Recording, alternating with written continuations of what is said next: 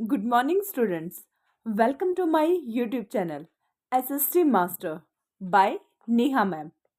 Today we are going to start SST Chapter 9 From the Rulers to the Ruled Types of Government, Part 1.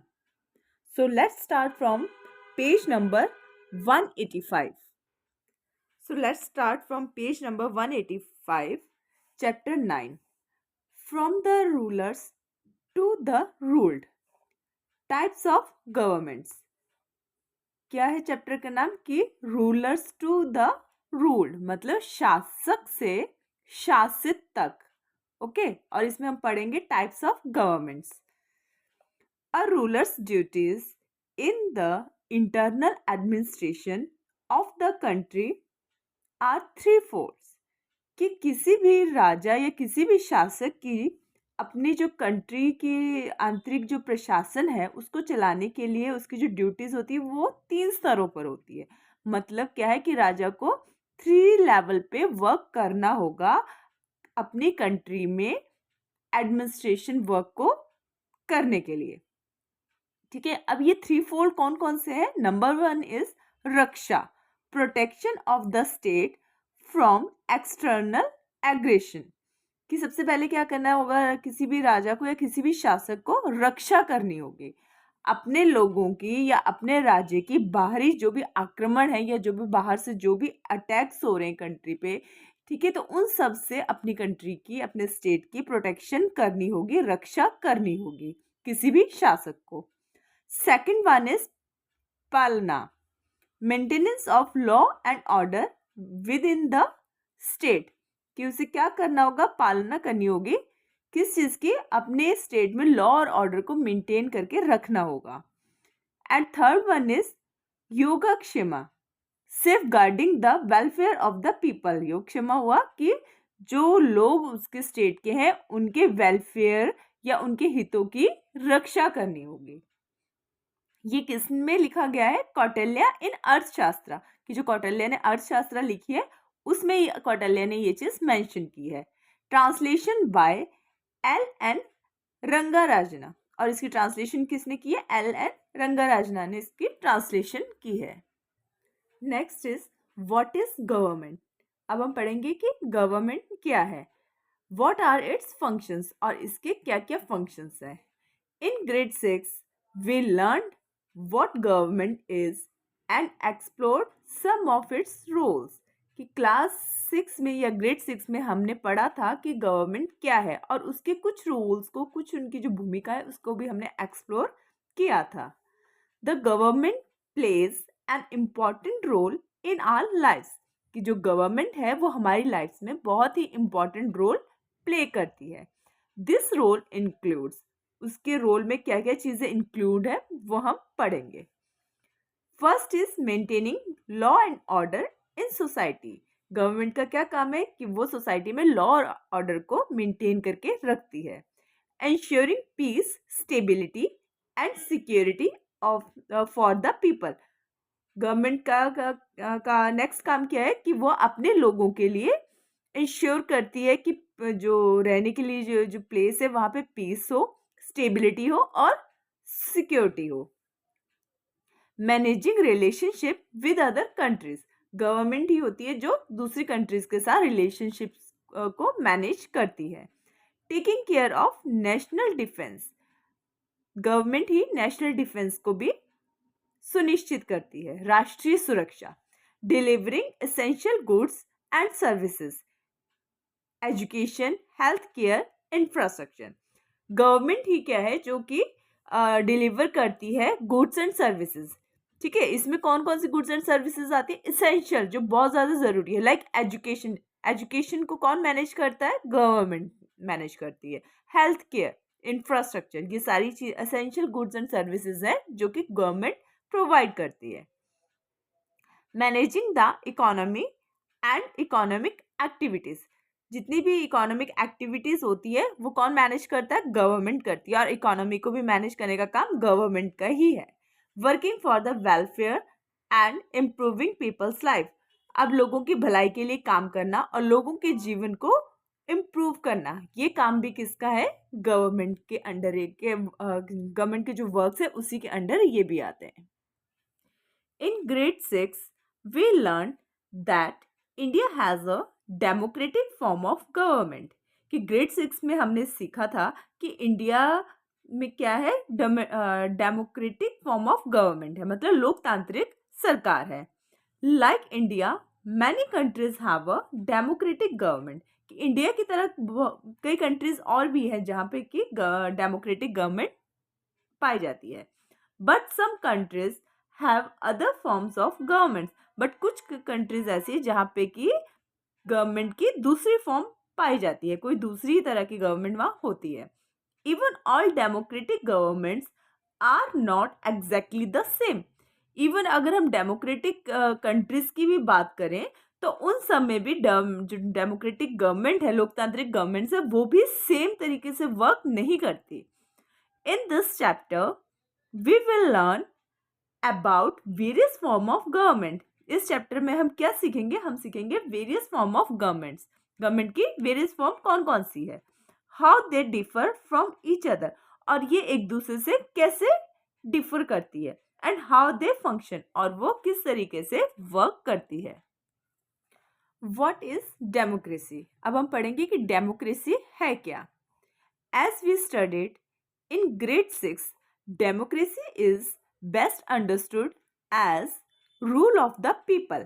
कि हमने grade 6 में democracy के बारे में पढ़ा है और उससे हमें बहुत अच्छे से ये चीज़ समझ आई कि जो डेमोक्रेसी है वो क्या है? रूल ऑफ द पीपल है, लोगों के द्वारा किया जाने वाला शासन है। This means that the source of power and authority in the democracy are the people of the country. तो इससे हमें ये समझ आता है कि जो सोर्स ऑफ पावर है, सोर्स ऑफ पावर एंड जो अथॉरिटी है, वो डेमोक्रेसी में किसके पास होती है? पीपल ऑफ द कंट्री, लोग जो उस कंट्री के लोग होते हैं उनके पास होती है। Let's understand this with the example of a school. तो अब इसको हम समझते हैं एक स्कूल के एग्जाम्पल से। अ school example. A school is full of activities and things that must be done। कि स्कूल एक ऐसी जगह है जहाँ पे कि बहुत सारी एक्टिविटीज और बहुत सारी चीजें करवाई जाती है। Many day to day tasks need to be managed। तो जो डेली के डे टू डे के जो टास्क होते हैं उनको मैनेज करना बहुत ज़्यादा ज़रूरी है। And things need to be organised, और सारी की सारी जो चीज़ें हैं वो ऑर्गेनाइज्ड होना ज़रूरी है। फॉर एग्जाम्पल, एग्जाम्पल के लिए, there are time tables to be made and followed. तो एग्जाम्पल के लिए स्कूल में क्या हम बनाते हैं? टीचर्स क्या बना के रखते हैं? टाइम टेबल बनाया जाता है और उसी को ही फॉलो किया जाता है। Sports activities to be organised, sports activities organise की जाती है। Food to be served during lunch time, और जो लंच टाइम में क्या है? फूड सर्व किया जाता है। Also called the mid day meal, जिसको कि मिड डे मील भी कहा जाता है। यूटेंसिल्स टू बी क्लीन, जो यूटेंसिल्स है, बर्तन है, वो साफ होते हैं।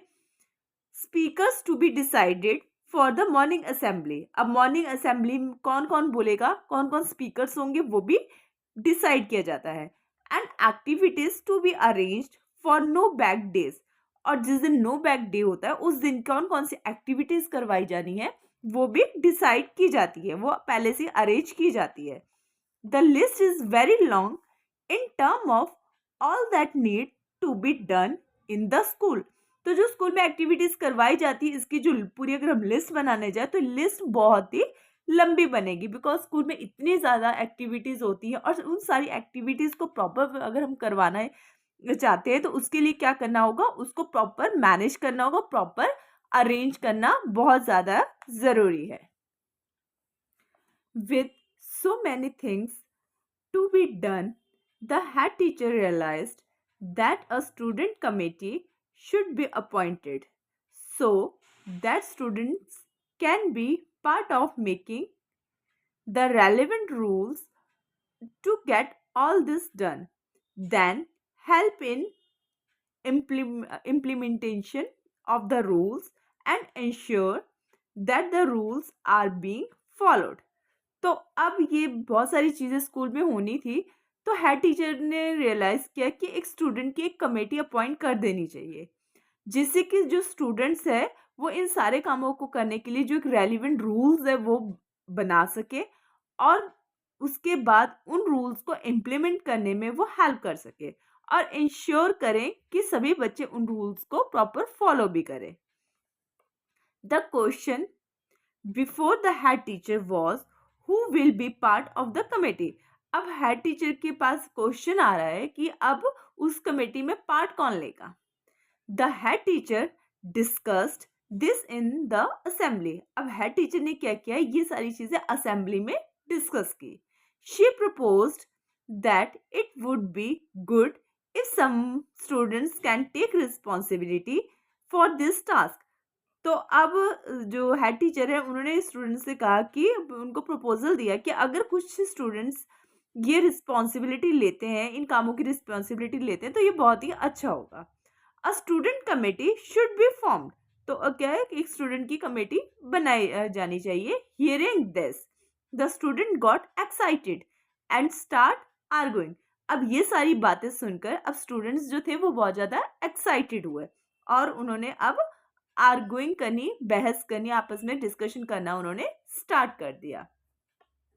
नगमा, student in grade 12, are the most senior. We will take care of everything. Nagma बोल रही कि हम क्या है, 12th के स्टूडेंट है और सबसे ज्यादा सीनियर भी है, तो हम हर चीज की टेक केयर कर लेंगे। फिर शोभा बोलती है, but you will finish school in a few months. The student in grade 11 should take care of everything. तो फिर अब शोभा बोल रही है कि आप तो 12th के हो, बट आपका जो स्कूल है वो कुछ ही मंथ्स में आपका फिनिश हो जाएगा, तो इससे तो बढ़िया है कि जो 11th के बच्चे हैं, ग्रेड 11 के बच्चे हैं, वो हर चीज की टेक केयर करें। Gurpreet, if the student of only one grade will take care of everything, then how will they know about the problems that other grades face? तो अब गुरप्रीत बोल रहा है कि अगर एक ही ग्रेड के बच्चे हर चीज की टेक केयर करेंगे तो वो कैसे समझ पाएंगे कि दूसरी ग्रेड्स के जो बच्चे हैं या स्टूडेंट्स हैं वो कौन कौन सी प्रॉब्लम फेस कर रहे हैं। In this exciting situation, the students finally came to three options. अब ये जो exciting situation create हुई थी, अब इसमें students finally three options पे पहुंचे। ठीक है, number 1 is everyone in the school becomes part of the committee and take responsibilities। तो फर्स्ट तो ये ऑप्शन निकल कर आ रहा था कि सारे के सारे बच्चे क्या करेंगे, कमेटी का पार्ट बनेंगे और सारी की सारी रिस्पॉन्सिबिलिटी सारे बच्चे मिलके उठाएंगे। सेकंड था the head teacher chooses the students herself for the committee.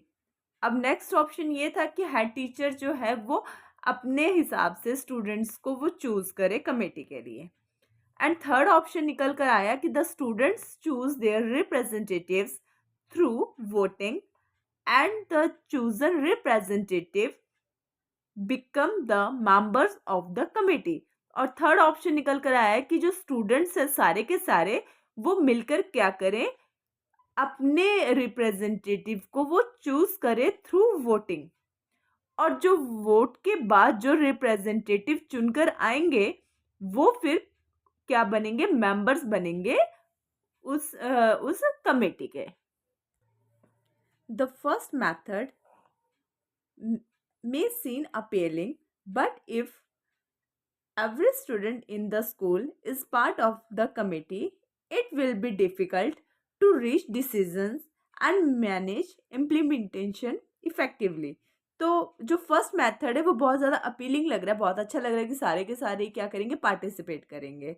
ठीक है, कि सारे बच्चे जो थे वो क्या होंगे, उसका कमेटी का पार्ट बनेंगे, बट ये बहुत ही डिफ़िकल्ट है इस ऐसी सिचुएशन में डिसीजन तक पहुंचना, और जो भी रूल्स बनाए जाएंगे या जो भी, तो उसको इम्प्लीमेंट करना बड़ा ही मुश्किल काम हो जाएगा। In the second method, since the head teacher select the students for the committee. अब जो सेकेंड मैथड है उसमें क्या बताया था कि हेड टीचर क्या करेगी, सिलेक्ट करेगी स्टूडेंट्स को for the committee. Many students will not have a role. अब इससे क्या होगा, बहुत से स्टूडेंट्स को कोई रोल ही नहीं मिल पाएगा। And won't have a way to ensure that their voices are heard regarding what they need and want. और ये भी हो सकता है कि उनकी जो आवाज़ है उसको ना सुना जाए, कि उनकी क्या नीड्स है, क्या रिक्वायरमेंट्स है, उसको ना सुना जाए। However in the third method, students from each grade can choose one representative from among themselves। और जो थर्ड मेथड था उसमें क्या था कि जो स्टूडेंट्स हैं हर एक ग्रेड के, हर क्लास के, वो अपने में से ही एक रिप्रेजेंटेटिव को चूज करेंगे। Someone they believe will effectively advocate for their classes needs. अब जब आप अपने में से ही अपने रिप्रेजेंटेटिव को चूज करोगे तो फिर क्या होगा, आपका भी तो बिलीव होगा कि हमने अपना रिप्रेजेंटेटिव अपने हिसाब से चुना है, तो वो हमारी जो नीड्स है या हमारी जो रिक्वायरमेंट्स है उसको वो अच्छे से एडवोकेट करेगा। This representative will serve on the committee. और ये जो रिप्रेजेंटेटिव हमने चूज किया है अब वो कमेटी में क्या करेगा, सर्व करेगा। Meaning that the student committee will consist of representative from each grade. तो इसका क्या मतलब हुआ कि जो स्टूडेंट कमेटी बनाई जाएगी वो किनसे मिलकर बनेगी, वो रिप्रेजेंटेटिव से मिलकर बनेगी जो कि हर एक ग्रेड से चूज किए जाएंगे। This approach is a democratic way to choose representatives and form a committee. तो ये जो अप्रोच थी ये एक डेमोक्रेटिक वे था रिप्रेजेंटेटिव को चूज करने का, और फिर उनको चूज करने के बाद वही रिप्रेजेंटेटिव क्या करेंगे, आगे कमेटी को फॉर्म करेंगे, कमेटी को बनाएंगे।